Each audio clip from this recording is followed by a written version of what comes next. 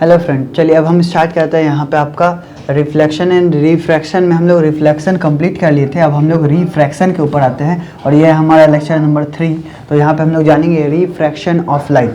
Refraction of light क्या होता है? सबसे पहले हम लोग समझेंगे कि रिफ्रैक्शन ऑफ लाइट जो होता है वो एक मीडियम से, मान के चलिए ये एयर है जैसे सॉलिड, या फिर एयर है उससे वाटर, ठीक है, या फिर वाटर से एयर, कुछ भी हो सकता है, यानी मीडियम का चेंज होना चाहिए। जैसा कि हम लोग रिफ्लेक्शन में देखे थे कि ये मिरर है तो ये अपना ही मीडियम में बाउंस बैक कर जाता है, इसमें ऐसा कुछ नहीं होता, ये मीडियम से पास हो जाता है। जैसे ये अगर नॉर्मल है तो ये यहाँ पे पास हो जाता है ये लाइट। तो यही हम लोग यहाँ पे जानेंगे।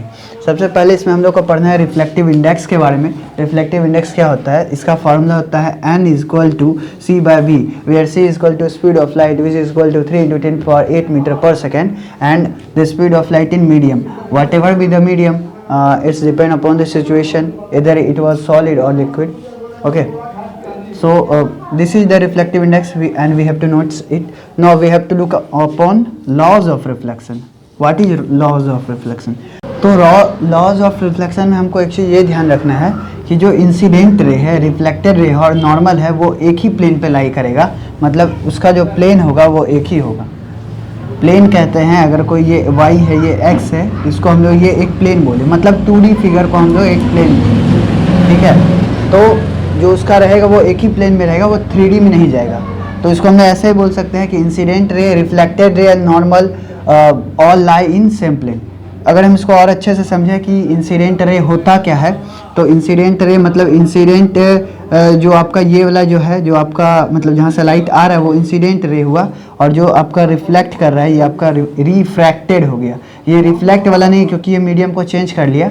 दूसरा है sine I by sine R equal to N. N यही वाला जो रिफ्लेक्टिव इंडेक्स वाला, यहीं पे आप नोट कीजिए, ये एन यही सेम एन यहाँ पे है। तो sine I by sine R equal to N, और एन यहाँ पे कांस्टेंट है और इसी को हम लोग स्नेल्स लॉ कहते हैं। अगर हम लोग इसको यहाँ पे ध्यान से समझें तो ये n जो है इसको हम लोग n2/1 कहेंगे, यानी reflective index of medium 2 with respect to medium 1। अगर मान के चलेंगे अगर ये एयर है और ये वाटर है तो हम लोग लिखेंगे यहाँ पर कि NWA, मतलब कि reflective index of water with respect to air.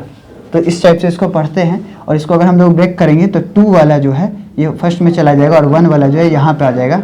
तो यहाँ पे हम लोग देखेंगे क्या कि CV/1, क्योंकि यहाँ पे फॉर्मूला C और V है, वेलोसिटी चेंज होगा तो वेलोसिटी यहाँ V2 हो गया, यहाँ V1 हो गया। तो ऐसा भी आपका न्यूमेरिकल बन सकता है। तो ये आपका एक मेन फार्मूला हो गया n इक्वल टू C/V, और दूसरा फार्मूला हो गया sine I by sine R equal to n। तो n तो यहाँ से भी हम लोग डिफर करके निकाल सकते हैं। दूसरा चीज़, ये आपका नॉर्मल है, ये इंसिडेंट है, इससे एंगल जो बनता है इसको बोलते हैं आई, और ये वाला जो एंगल है इसको बोलते हैं आर। अब एंगल कौन सा? तो इंसिडेंट रे और नॉर्मल के बीच का जो एंगल, जिस ये दोनों से जो मिलके बनता है उसको बोलते हैं इंसिडेंट एंगल, और रिफ्रैक्टेड एंगल उसको बोलेंगे नॉर्मल और रिफ्रैक्टेड रे से मिलके बनता है, उसको बोलते हैं रिफ्रैक्टेड। नॉर्मल तो हम लोग सारे जानते ही हैं। और नॉर्मली एक केस और आपके माइंड में आएगा, अगर हम लोग परपेंडिकुलरली करेंगे तो फिर क्या होगा? परपेंडिकुलर करेंगे तो कहीं भी कर्व नहीं होगा, कहीं पे भी टर्न नहीं होगा, मतलब जो बेंड हो जाता है लाइट का, प्रॉपर वर्ड हो जाएगा बेंड, तो वो आपका मुड़ेगा नहीं, वो सीधा का सीधा उसी लाइन में वापस चला जाएगा और आगे की तरफ बढ़ते चल जाएगा, क्योंकि ये तो मिरर है नहीं कि उसी लाइन में वापस हो जाएगा। तो ये क्वेश्चन माइंड में आता है। और दूसरा चीज़ आपका ये कुछ रिफ्लेक्टिव इंडेक्स दिया हुआ है हर एक चीज़ का, जैसे वाटर का 1.33, केरोसिन का 1.44, बेंजीन का 1.50, क्रोम ग्लास का 1.52, फिंट ग्लास का 1.65 एंड डायमंड का 2.42। Diamond is very important I think in your examination, MCQ वगैरह में कुछ थोड़ा बहुत पूछ सकता है। यहाँ पे हम लोग देखेंगे ऑप्टिकल डेंसर और रेयर मीडियम, जिसमें इसी के काउज से ट्विंकलिंग ऑफ स्टार होता है। जो हम लोग का तारा जो चमकता है इसका मेन रीज़न है डेंसर से रेयर, और रेयर टू डेंसर को जो पाथ जो ट्रैवल करता है, जो स्टार्स का जो लाइट है उसी से ये सारा कुछ होता है। तो देखेंगे अगर रेयर से डेंसर में, अगर रेयर का एग्जाम्पल में मैं एयर ले लिया और उससे डेंसर मतलब उससे ज़्यादा गहरा अगर वाटर है तो ये है, ये आई हो गया, ये आर हो गया, तो ये जो है टूवर्ड्स द नॉर्मल बेंड कर जाएगा अगर रेयर टू डेंसर है तो। और अगर डेंसर टू रेयर है, यहाँ पे डेंसर में हम लोग वाटर ले लिए और रेयर में हम लोग एयर ले लिए, मतलब कम घनत्व वाला एयर और ज़्यादा घनत्व ज़्यादा डेंसिटी वाला वाटर। तो ये जो है आपका टुवर्ड द नॉर्मल नहीं, ये अवे फ्रॉम द नॉर्मल हो जाएगा। अगर रेयरर की तरफ जा रहे हैं तो अवे फ्रॉम द नॉर्मल, और अगर डेंसर की तरफ जा रहे हैं तो टुवर्ड्स द नॉर्मल। ये एक थोड़ा सा इंपॉर्टेंट पॉइंट है जो हम लोग को रिफ्लेक्शन में देखना है। लॉज ऑफ रिफ्लेक्शन हम लोग देख लिए, incident ray, reflected ray, normal और lie in the same plane, sine I by sine R equal to N, which is also known as the Snell's law, and we also see about reflective index, that is n is equal to c by v, where c is equal to speed of light and v is equal to speed of light in a medium, whether it is liquid or solid, or many other gases, but is depend upon nature. But this is a speed, it's fixed. This speed is 3 into 10 power 8 meter per second. Now we have to move on the further topic. हम लोग देखेंगे passing of light through a rectangular slab, और बोल सकता है rectangular glass slab, ठीक है। और ये ट्रांसपेरेंट या ट्रांसलूसेंट कह सकता है, लगभग तो ट्रांसपेरेंट ही रहता है। तो अभी हम यहाँ पे देखेंगे सबसे पहले कि यहाँ से चलिए स्टार्ट करते हैं। यहाँ पे सब क्योंकि ग्लास स्लैब है हम लोग का टॉपिक, तो यहीं से स्टार्ट करेंगे। इंसिडेंट रे यहाँ पर आया, इसके बाद ये बेंड किया क्योंकि ये डेंसर मीडियम में आया। अब डेंसर से रेयर में जा रहा है तो ये टुवर्ड्स द नॉर्मल था, और ये अवे फ्रॉम नॉर्मल हो गया, यानी नॉर्मल से दूर की तरफ जा रहा है। तो ये हुआ रिफ्रैक्टेड, ये हुआ इंसिडेंट रे। बीच वाला जो लाइन है इसको हम बोलते हैं इमरजेंट रे, ठीक है। तो ये एंगल और ये एंगल बराबर होगा, और sine I by sine R तो स्नेल्स लॉ से होता ही है। और ये जो डिस्टेंस है इसको लैटरल डिस्प्लेसमेंट बोलते हैं, ठीक है। तो ये ग्लास स्लैब के बारे में थोड़ा बहुत हुआ।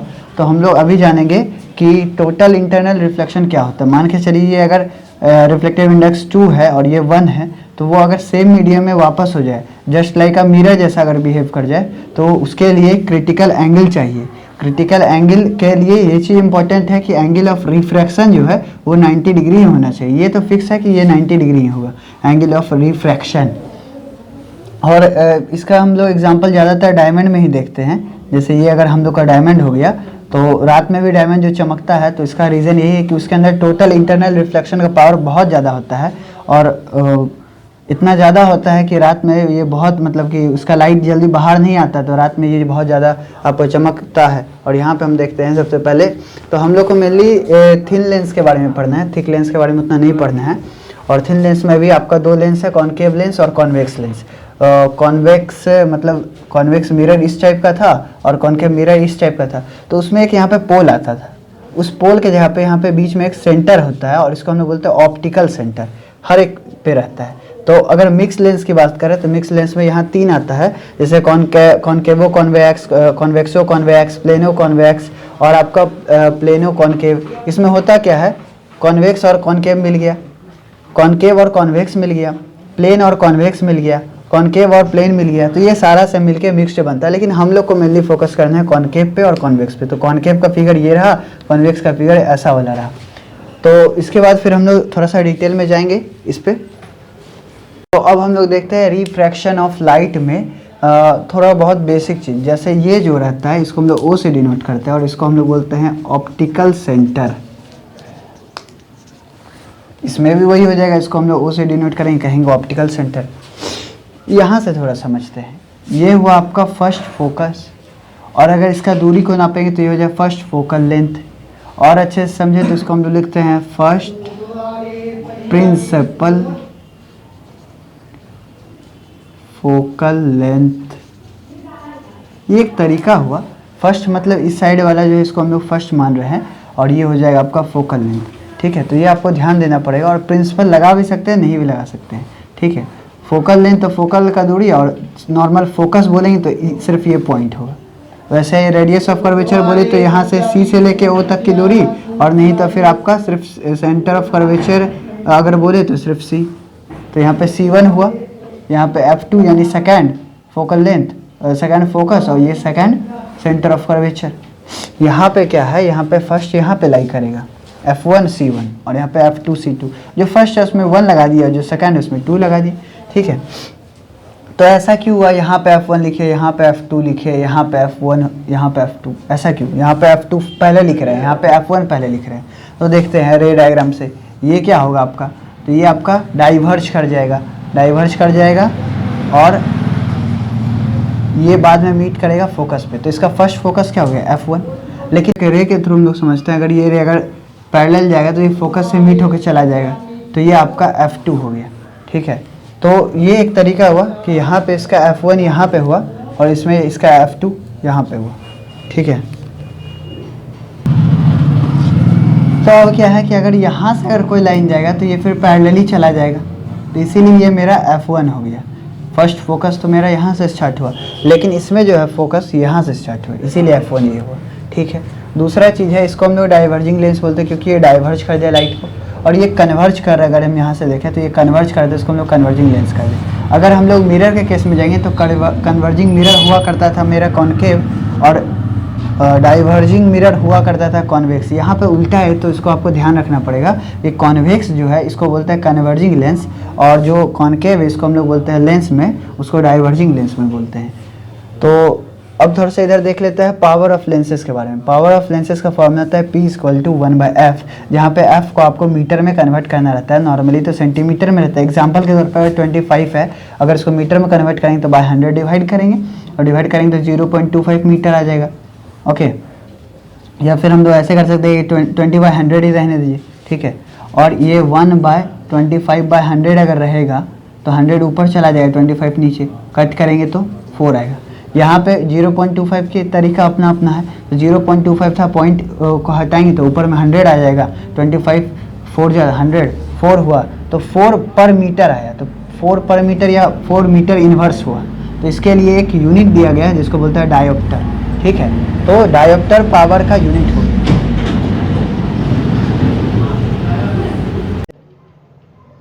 हम तो डायोप्टर के बारे में जो हम लोग जान रहे थे, डायोप्टर के बारे में एक और पॉइंट नोट कर लीजिए कि डायोप्टर का जो सिंबल है, ये तो डायोप्टर हम लोग लिख दिए।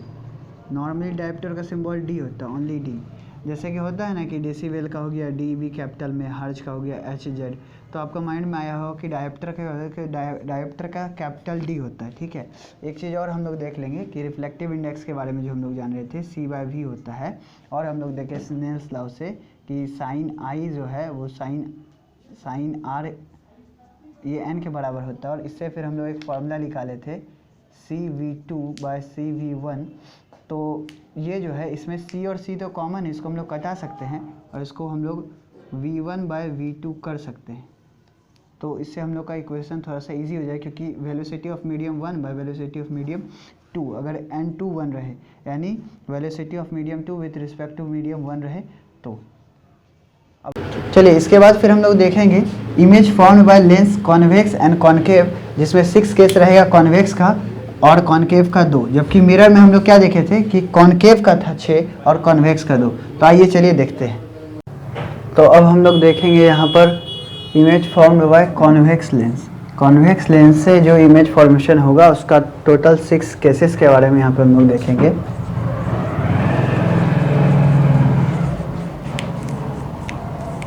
ये 6 केस के बारे में हम लोग यहाँ पे देखेंगे। सबसे पहले देखेंगे अगर ये इन्फिनाइट पर रहता है तो ये फोकस पे करता है और हाईली डिमिनिश्ड पॉइंट साइज का होगा, रियल होगा और इन्वर्टेड होगा। तो आइए देखते हैं यहाँ पर जब हम लोग किसी को पैरेलली किसी लाइन को ले जाते हैं according to principal axis, then ये फोकस से मीट करता है। तो ये मीट कर रहा है, यहाँ भी प्रिंसिपल एक्सिस से पैरेलली अगर हम लोग मीट करवाएंगे तो यहाँ फोकस पे की तरफ बेंड करता है नेक्स्ट साइड पे। और ये रियल लाइट से बना हुआ है तो इसलिए रियल होगा और इन्वर्टेड होगा। इन्वर्टेड मतलब उल्टा। उल्टा हम आपको पहले भी बता चुके हैं, जैसे ये हेड है और ये टेल है तो यह उल्टा हो जाता है, ये टेल हो जाता है, ये हेड हो जाता है, ठीक है। चलिए आते हैं दूसरे के ऊपर। ये है बियॉन्ड 2f1, यानी कि जब सेंटर ऑफ कर्वेचर या हम बोल सकते हैं कि 2f के बाहर अगर है तो उसको हम लोग बोले उसके बाहर बियॉन्ड, तो वो होता है बिटवीन f2 एंड 2f1 के बीच में। यानी सेकेंडरी वाला जो है फोकल लेंथ और सेंटर ऑफ कर्वेचर या रेडियस ऑफ कर्वेचर दोनों के बीच में होता है। तो पॉइंट को तो सेंटर ऑफ कर्वेचर बोलते हैं, ठीक है। तो सेंटर ऑफ कर्वेचर और फोकस के बीच वाला जो पॉइंट है उसके बीच में होता है बिटवीन। और डिमिनिश्ड होगा मतलब छोटा होगा, रियल होगा मतलब रियल लाइट से मिलके बना रहेगा इमेज, और इन्वर्टेड मतलब उल्टा रहेगा। आइए देखते हैं। जब पैरेलली लाइन को मूव कराए तो फोकस से हो गया। दूसरा है जब सेंटर ऑफ कर्वेचर से यहाँ पे ऑप्टिकल सेंटर होता है, यहाँ पे पोल नहीं होता है, तो ये क्या होगा जस्ट पार हो जाएगा, ठीक है। जैसे कि आर पार हो जाएगा, क्योंकि ये तो लेंसेज है, यहाँ पे तो कोई पॉलिश्ड सरफेस है नहीं, तो ये पार हो जाएगा उसी लाइन में बिना कोई एंगल डिफरेंस के। यहाँ पे जाके ये मीट किया, यानी कि हम लोग देखे f2 और 2f2 के मिडिल में बना। और हम लोग क्या देखे कि इसका जो हेड था ये उल्टा हो गया, यानी ये इन्वर्टेड हो गया, लेकिन बना रियल लाइट से तो रियल इमेज हुआ। तो इस टाइप से हम ये 2 फिगर के बारे में देखे हैं। इसको अब हम लोग इरेज कर देंगे और हम लोग सी डी ई एफ भी इसी के टाइप से हम लोग स्टार्ट करेंगे देखना। हम लोग यहाँ पे देखेंगे, अब हम लोग यहाँ पे देखेंगे एट 2F2 जब फोकस पे रहेगा तो 2F2 मतलब जब सेंटर ऑफ कर्वेचर पे रहेगा तब कहाँ पे जाएगा, तो जब सेंटर ऑफ कर्वेचर पे रहेगा तो उस साइड का सेंटर ऑफ कर्वेचर पे इमेज बनेगा। रियल लाइट से बनेगा मतलब रियल इमेज बनेगा, और इन्वर्टेड रहेगा मतलब कि उल्टा बनेगा।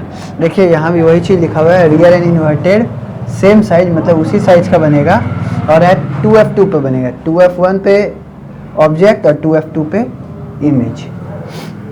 इसके बाद है बिटवीन F1 एंड 2F2, यानी कि सेंटर ऑफ कर्वेचर और फोकस के बीच का में अगर ऑब्जेक्ट रहेगा तो वो 2F2 के बियॉन्ड बनेगा, यानी 2F2 के पार बनेगा। एक रे यहाँ से गया इसके एक्सिस के पैरेलल, तो ये फोकस से मीट किया यहाँ पर, और एक आपको ऑप्टिकल सेंटर से होते हुए सेंटर ऑफ कर्वेचर पे जाके मीट किया, तो ये यहाँ बाहर हो गया। दूसरा चीज़ है क्या, ये इनलार्ज बनेगा, यानी ये ऑब्जेक्ट से ज़्यादा बड़ा बनेगा, और साथ साथ ये भी रियल रहेगा क्योंकि ये रियल लाइट से बना है। इसके बाद हम लोग देखेंगे दो और बचा हुआ है, हेड फोकस F2 और between focus F1 and optical centre O।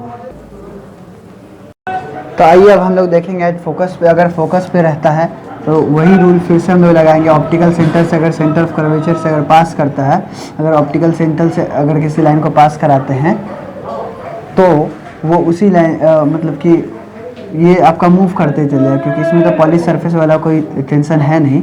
दूसरा है कि अगर पैरेलल रहेगा प्रिंसिपल एक्सिस के तो ये फोकस पे बेंड करेगा। इसमें भी वही केस है, पैरेलली किया, फोकस पे बेंड किया, ऑप्टिकल सेंटर्स किया तो आगे की तरफ चला गया बिना किसी एंगल डेविएशन के।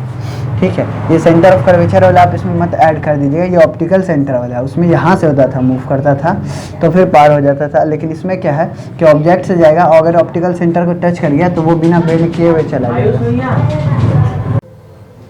चलिए, तो यहाँ पे जैसा हम एक्सप्लेन कर रहे थे, कोई स्टूडेंट आ गए थे इसीलिए थोड़ा सा हम लोग वीडियो को पॉज करना पड़ा। तो एक बार फिर से यहाँ पे ध्यान देते हैं। यहाँ पे जो है आपका ये पैरेलली मूव करता है और ये दोनों जो है ये दोनों पैरेलली लाइन चला देगा, तो कहीं पे मिलने वाला तो नहीं है, तो इसीलिए इन्फिनिट पे इमेज बनता है। यहाँ पे मैं लिखा भी हूँ एट इन्फिनिटी, और इन्फिनिटली लार्ज और हाईली इनलार्ज, इसको हम लोग बहुत ही बड़ा इमेज मानते हैं, और या फिर इन्फिनिटली जिसको हम लोग मतलब डिफाइन भी नहीं कर सकते कि इतना बड़ा इमेज बनेगा। ठीक है, ये भी रियल रहेगा और इन्वर्टेड रहेगा कि कहीं ना कहीं जाके तो ये मिलेगा, ऐसा हम लोग मान रहे हैं। ठीक है, लेकिन between F and optical centre वाला जो है इसमें पीछे तो मिलने वाला है नहीं, क्योंकि ये क्या है कि बड़ा हो रहा है आपका डाइवर्जिंग केस में, तो ये यहाँ पीछे जाके मिलता है, यानी ये वर्चुअली मीट किया तो वर्चुअल इमेज बना, यानी वर्चुअल एंड इरेक्ट यानी कि सीधा बनेगा। और इनलार्ज तो होगा ही, बड़ा तो है, ये छोटा सा इमेज है इसका इतना बड़ा बना, लेकिन ये इरेक्ट होगा यानी सीधा बनेगा।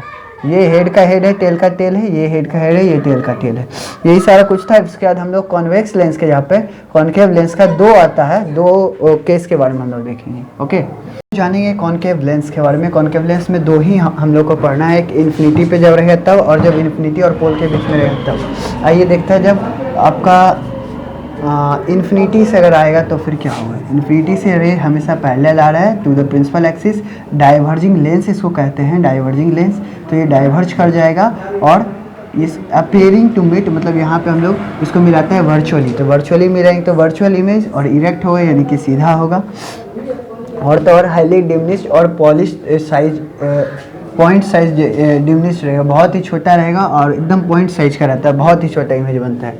लेकिन जब इन्फिनिटी और ऑप्टिकल सेंटर के बीच में रहेगा तो इसका जो इमेज बनेगा ये छोटा बनेगा एज कंपेरिजन टू जो आपका ऑब्जेक्ट है, और आपका वर्चुअली बनेगा क्योंकि ये डायरेक्ट तो डाइवर्ज कर गया दोनों, यहाँ पे देखिए पैरेलली गया, डाइवर्ज कर गया, और ये appear to meet at focus, और ये जो है आपका ऑप्टिकल सेंटर से सीधा दूर की तरफ जा रहा है, तो इधर तो मिलने वाला है नहीं, इधर हम लोग ऑप्टिकली इसको मिलाए बाय वर्चुअली, तो वर्चुअली मिलाए तो वर्चुअल इमेज बनेगा, और स्ट्रेट है, हेड यहीं पे है, तो इसीलिए ये इरेक्ट बन गया। इसके बाद हम लोग जानते हैं साइन कन्वेंशन।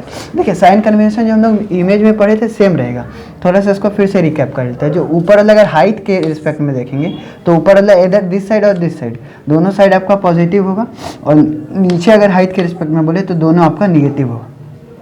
अगर हम लोग बात करें डिस्टेंस के बारे में, इधर इट इज़ फोकल लेंथ और it is centre of curvature, that is radius of curvature, और योर इमेज डिस्टेंस और object distance it's depend upon, अगर इसको हम लोग मान लेते हैं ऑप्टिकल सेंटर ओ, तो इस साइड लाइट जो भी होगा सब निगेटिव, इस साइड लाइट पॉजिटिव। ओके, तो ये आपको एक ध्यान में रखना है। दूसरा चीज़ आपका lens maker formula. Lens maker formula होता है 1/v - 1/u = 1/f। और इससे पहले जो हम लोग पढ़े थे इमेज मेकर फार्मूला, उसमें था मतलब कि मिरर मेकर फार्मूला जो था उसमें था 1/v + 1/u = 1/f। वहाँ पे प्लस था, यहाँ पे माइनस है, ये ध्यान रखना है। तो लेंस मेकर फार्मूला में होगा 1/v - 1/u = 1/f। मैग्नीफिकेशन की बात करें तो मैग्नीफिकेशन बाय थिन लेंस अगर जो होता है तो h' h हो गया image height by object height, ये तो हो गया। इसके बाद है v/u यानी कि image distance by object distance. याद कीजिए कि इससे पहले मिरर वाले में जो हम लोग देखे थे वो देखे थे -v/u, यानी कि पहले माइनस लगाना है तब इमेज के डिस्टेंस तब ऑब्जेक्ट के डिस्टेंस। ऐसा इसमें नहीं करना है, इसमें माइनस नहीं लगाना है, इसमें सिर्फ रहेगा आपका image distance by object distance. ये एक मैग्नीफिकेशन का थोड़ा सा डिफर हो जाता है लेंस के टर्म में, बाद बाकी h' तो है ही हम लोग का। और एक चीज़ अगर हम लोग देखना चाहें तो लेंस इन कॉन्टैक्ट, जब सारे लेंस को जब सटा के रख देंगे और उसका अगर फोकल लेंथ निकालना रहेगा तो उसका फोकल लेंथ निकालने के लिए क्या करेंगे, सिंपल f है तो f1 + f2 + f3 ऐसे करके इसको ऐड कर देंगे। और अगर इसका पावर ऑफ लेंसेज निकालना रहे तो 1/f कर देंगे, इसी को तो पावर बोलते हैं, ठीक है। तो 1/f = 1/f1 + 1/f2 ऐसे करके निकाल लेंगे। और अगर पावर दिए तब तो और अच्छी बात है, पावर दिया तो P1 + P2 + P3। देखिए अगर आपके पास फोकल लेंथ 3-4 तरह का दिया है तो उसको ऐड कर दीजिए, सिंपली मेन फोकस निकल गया। उसको 1/f करके भी पावर निकाल सकते हैं हम लोग, जानते हैं। और या तो फिर 1/f सबका करके पावर निकाल दीजिए और फिर इसको निकालिए P को, तो ये ज़्यादा परफेक्ट है। और अगर आपके पास पावर दिया हुआ तब तो सबको जोड़ दीजिएगा तो हो जाएगा। लेकिन क्या है, पावर जो रहता है वो आपका मीटर बाय 1/मीटर होता है, ठीक है। और फोकल लेंथ जो रहता है सेंटीमीटर में, तो सेंटीमीटर को मीटर में चेंज करने के लिए सेंटीमीटर में मल्टीप्लाई 1/100 अगर कर देंगे या फिर डिवाइड बाय 100 अगर कर देंगे तो आपका मीटर में कन्वर्ट हो जाएगा। और 1/मीटर इनवर्स जो होता है उसको हम लोग बोलते हैं डायोप्टर, जिसको हम लोग डी से डिनोट करते हैं, जो कि पावर का यूनिट होता है। तो उम्मीद करता हैं कि आपका चैप्टर सारा कंप्लीट हो गया, सारा टॉपिक को हमने कवर किया। और अगर कोई टॉपिक अगर बचता है तो आप प्लीज़ कमेंट कीजिए। और आपका रिफ्लेक्शन रिफ्रैक्शन यानी लाइट जो है चैप्टर 10 ये आपका पूरी तरीके से कंप्लीट हो गया है। अब हम लोग मूव ऑन करेंगे on next chapter. Thank you.